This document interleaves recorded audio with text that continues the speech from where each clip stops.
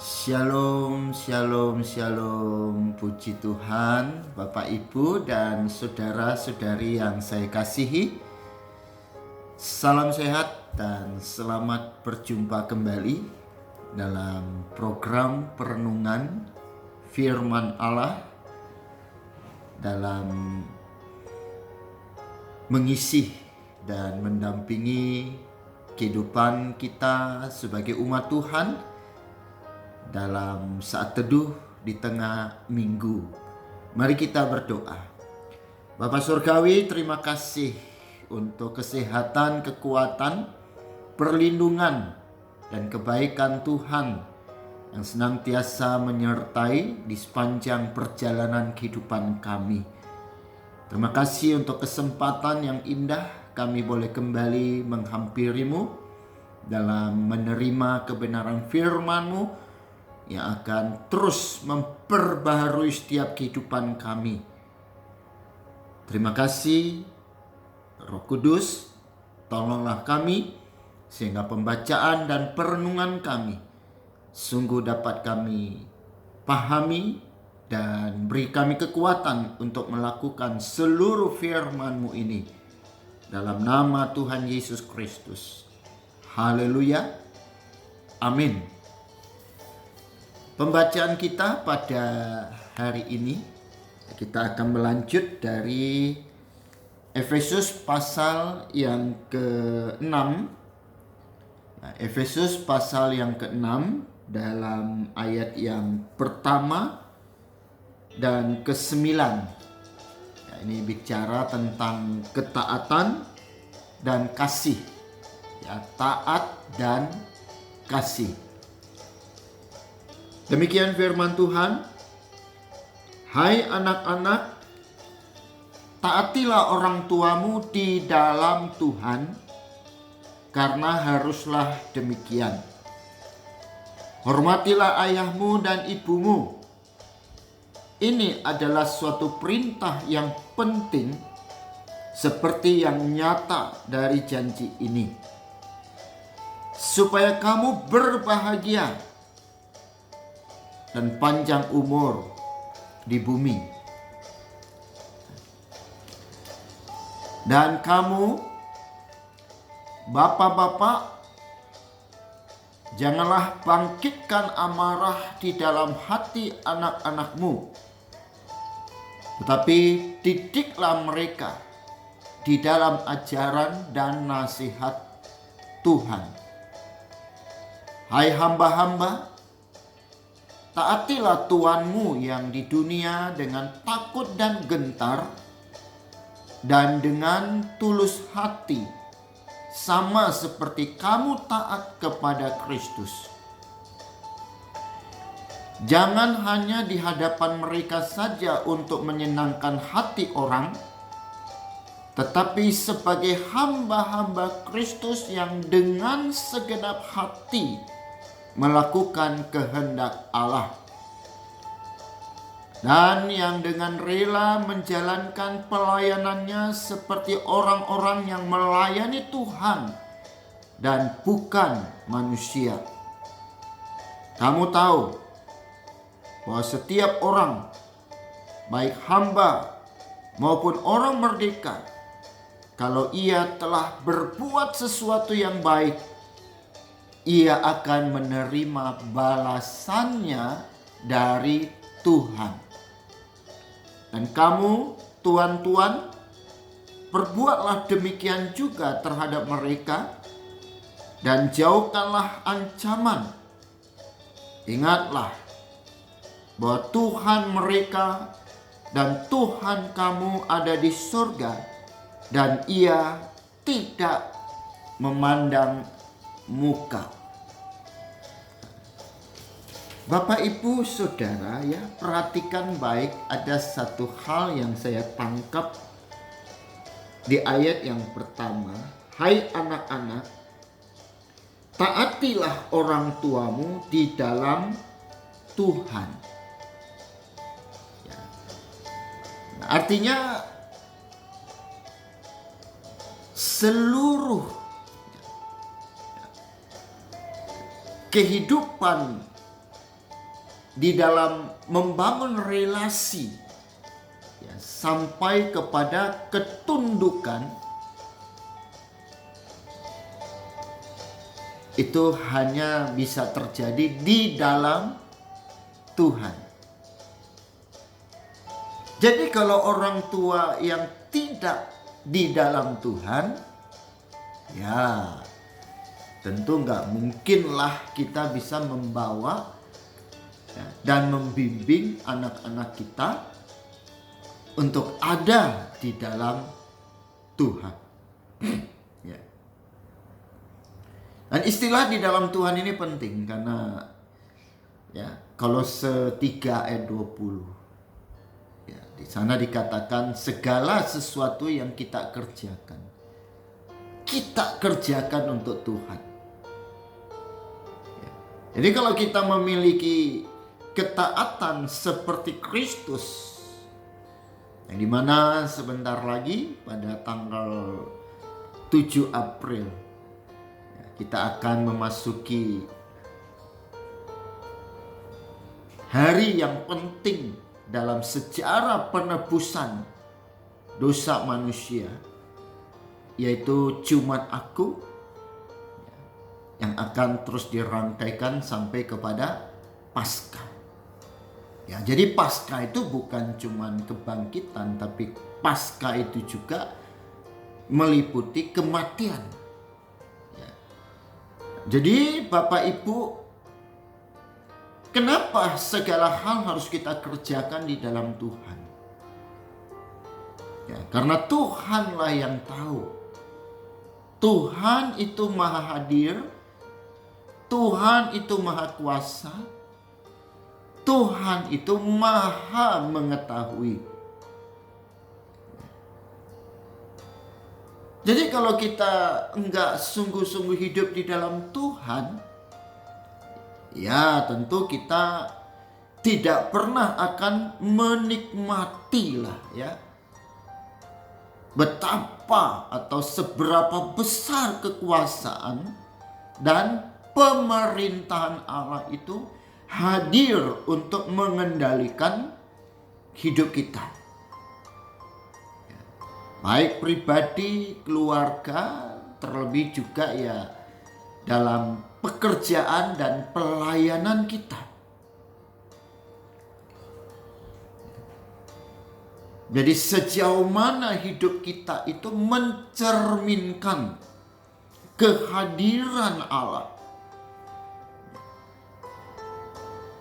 sebagai sebuah kesaksian hidup kita tengah-tengah saudara kita yang seiman, terlebih yang tidak seiman dengan kita. Hari ini kita membaca bagian yang penting juga, di mana pembacaan kita ini menegaskan implikasi kuasa Tuhan dalam hubungan kita dengan keluarga dan pekerjaan kita. Baik kita sebagai orang tua, sebagai anak, atasan, atau bawahan.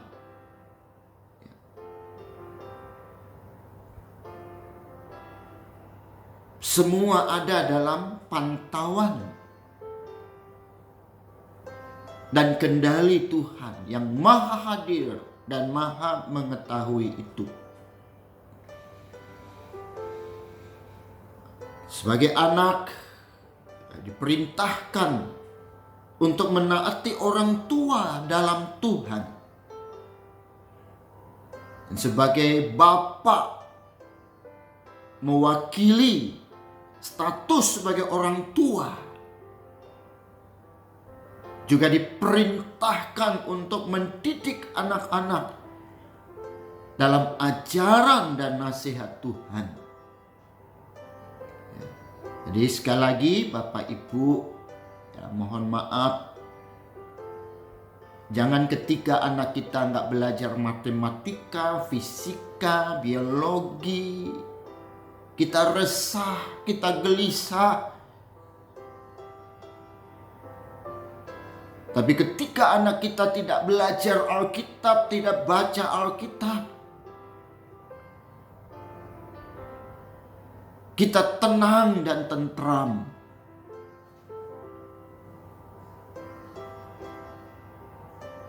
Nah, bagaimana anak kita bisa sungguh-sungguh belajar matematika, bahasa Inggris, kalau tidak dimulai dengan belajar Alkitab? Nah, ini tolong ya Bapak Ibu, pikirkan baik-baik. Ya. Nah, sebagai hamba ya diperintahkan untuk taat ya, kepada atasan, sebagaimana halnya ya, seperti kepada Kristus. Demikian juga tuan-tuan atau puan-puan diperintahkan untuk tidak memandang muka, tidak melakukan tindakan sewenang-wenang ya, karena punya otoritas. Karena apa?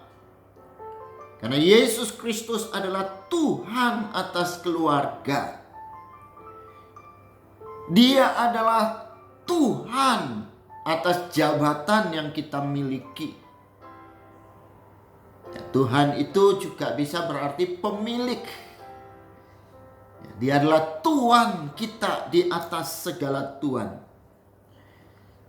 Kehadiran Tuhan di tengah segala aspek hanya dapat kita maknai dengan sungguh-sungguh jika kita percaya dan mengikuti perintahnya dan mengizinkan Roh Kudus memegang kendali atas semua peran dan fungsi yang ada dalam hidup kita. Oleh karena itu kita harus tahu apa kehendak Allah. Bagaimana cara mengetahui kehendak Allah? Kehendak Allah, perintah Allah, semua jelas tertulis di dalam Alkitab. Dan perintah Allah itu bukan seperti hukum Taurat yang mengikat dan menekan. Tapi sesungguhnya perintah Tuhan di sini adalah untuk kebaikan kita, untuk sebuah tatanan kehidupan yang teratur dalam dunia yang berdosa, dunia yang sedang rusak. Karena dosa adalah penyebab utama, dosa adalah perusak struktur yang benar, sehingga Allah melalui Yesus Kristus hendak membangun ulang, hendak memperbaharui struktur kehidupan yang sudah rusak itu agar kembali dalam perspektif kerajaan Allah. Allah ingin membangun hidup kita bukan atas dasar nilai dunia, tapi nilai kerajaan Allah, kingdom value. Maka dengan demikian Allah menghendaki setiap orang percaya, setiap kita tanpa terkecuali di mana posisimu. Kau mau sebagai gembala kah, sebagai pendeta kah, sebagai majelis, sebagai jemaat pun, kita harus menghayati dan hidup dalam nilai kerajaan Allah di dalam segala aspek, di dalam segala peran, di dalam segala relasi dan fungsi kita dalam kehidupan di dunia yang penuh dengan dosa ini.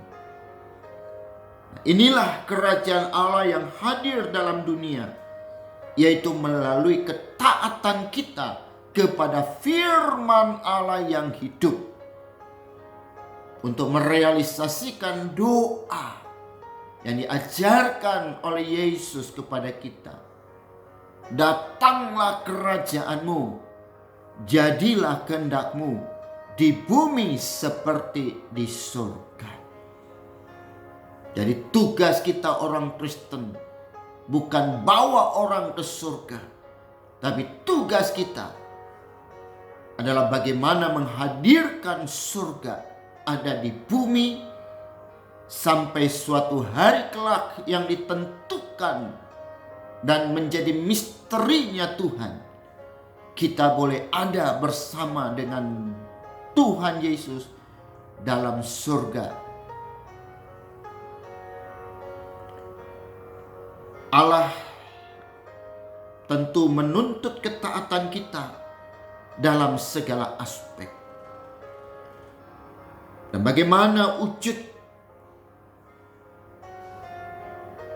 kekristenan kita hari ini di tengah kehidupan keluarga, pekerjaan, di tengah masyarakat, negara dan bangsa? Adakah kita menghadirkan Allah dalam segala aspek hidup kita? Kiranya Tuhan akan terus tolong kita semua agar kita boleh menjadi orang-orang tebusan yang hadir di tengah dunia dan dapat menerang garami dunia yang sedang menuju kepada kerusakan, krisis dimensional, ya, dan bahkan krisis multidimensi. Di segala aspek setan sedang merusak. Waspadalah dan berjaga-jagalah.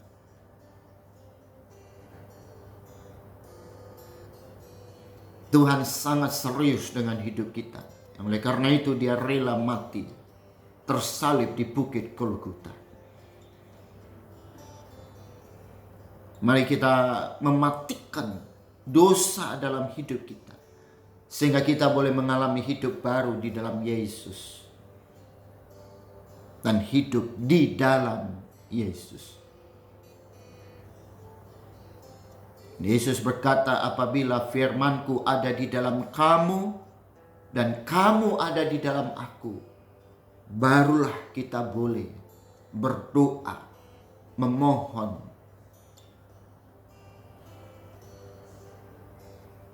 Tuhan memberkati kita. Bersyukur ya Bapa untuk sapaan firman-Mu yang terus mengingatkan kami kan betapa pentingnya kami membangun relasi dengan Tuhan, sehingga berdampak pada pembangunan kehidupan kami melalui relasi dengan sesama kami. Tuhan ampuni kami, Tuhan tolong kami, Tuhan basuh hidup kami.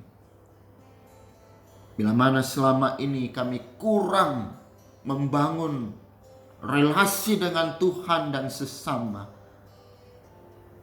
karena ego yang sedemikian menguasai kami, sehingga tidak ada unsur ketaatan dalam hidup kami. Terima kasih Tuhan. Beri kami kerendahan hati untuk dapat menerima semua. Dan tidak menganggap diri lebih dari yang lain. Sehingga tangan Tuhan terjangkau melalui hidup kami. Dalam menjamah dan membawa semua orang boleh datang menikmati pengampunan Tuhan melalui penebusan-Mu ya Allah. Tutup bungkus hidup kami dengan kuasa darah-Mu yang kudus. Dan ke dalam nama Yesus Kristus Tuhan, Kami menyerahkan hidup kami. Dan kami berdoa. Haleluya. Amin. Terima kasih, Tuhan Yesus memberkati kita semua. Sampai jumpa kembali. Salam sehat. Tuhan berkati. Amin. Amin. Amin.